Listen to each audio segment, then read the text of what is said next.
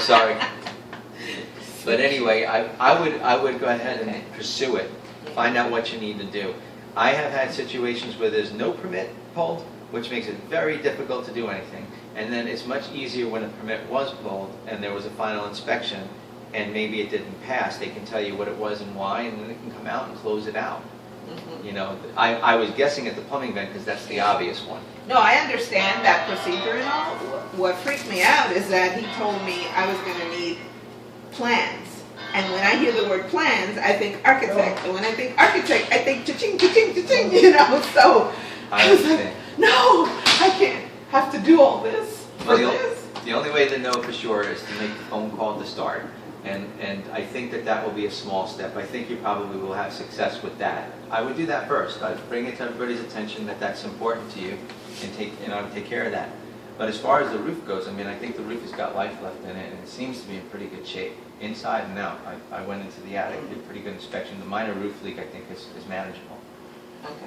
So as you look at it from that point, you may want to go ahead and just... I think I'll do a Renee. There you go. That See works. how strong these cabinets are. Okay. I checked them out. They seem good.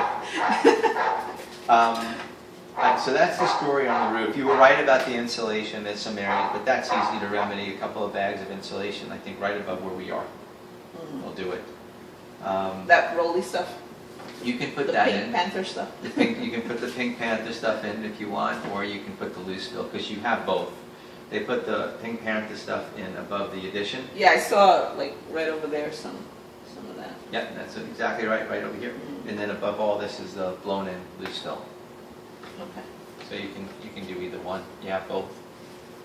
And if you're going to go through that and do it, you may as well consider maybe adding a little bit extra Oh yeah. for better efficiency. But up there, I also looked at the ductwork, 99% of which looks fine. There was one duct that has some duct tape attached to it where it connects to the box that needs to be sealed up because it is leaking a little air. So that's going to be something I'll have as a recommendation. AC duct. Yeah, and it's located actually right above the AC to the right of the closet.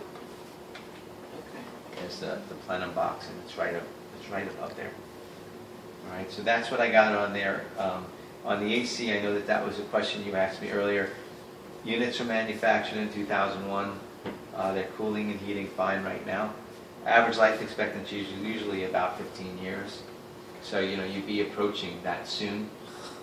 But the good news is, of all the air conditioned units that I get to look at, Rheem and Rudd, those are two brands that for some reason seem to last a little longer. I don't know why.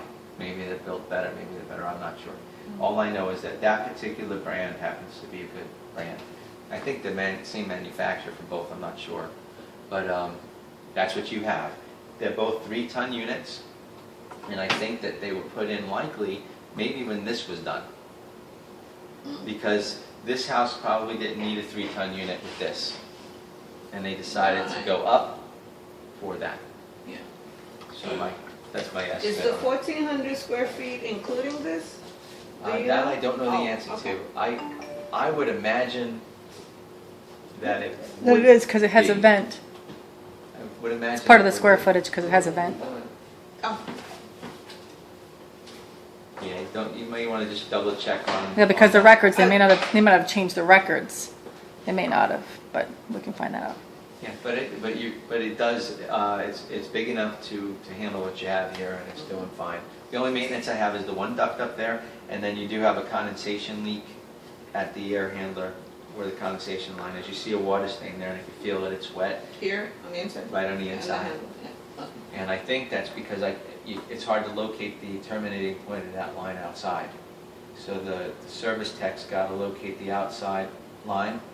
He probably wants to blow that out and just check the connections here, make sure that those are all good because you're leaking somewhere.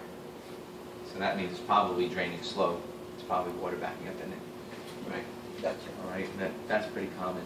And you might want to have them put a float switch on for the time being just to prevent damage in case it happens again.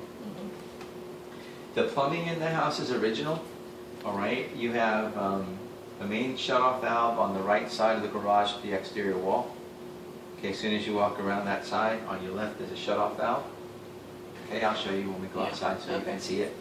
Part of the plumbing was either modified or repaired, because you have polyethylene or PEX pipes for the shut-off valve, and then the rest of the house, with the exception of the toilet and the hall bathroom, is copper. Toilet and the hall bathroom, there was a repair there, and that was PEX. They probably had to fix the copper there for some reason, something probably leaked. But overall, the pipes seem fine. There's no major leaking, no major problems with it. Water pressure's good. I had 70 PSI, and I checked it at 3 locations. Your washing machine hookup, both hot and cold, and then the hose bib on that side of the house. The other hose bib on the other side of the house, I didn't operate because the handle's missing. All right, so that looks pretty good. The PVC pipe that is your waste pipe runs to a public sewer system, and everything drained just fine. I know you asked me a little earlier about drainage, so everything drained just fine. Yeah. And I didn't have any real issues with plumbing at all. Water heater is 40 gallons, and it was put in 2008. So it's not very old at all, 5 years. Well, hang on a second. Go ahead. Look at it.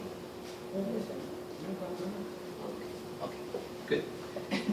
Now the electrical is the original too. All this is expected because the age of the house isn't that old. It's 1981. It's 150 amp service that comes in. It's in that addition or converted ELF. The elf room. I saw the panel over there. There, it's right on that corner. That's where your main shut-off is. Nothing really special going on there. It's a Gould panel. That's the name brand, Gould, G-O-U-L-D.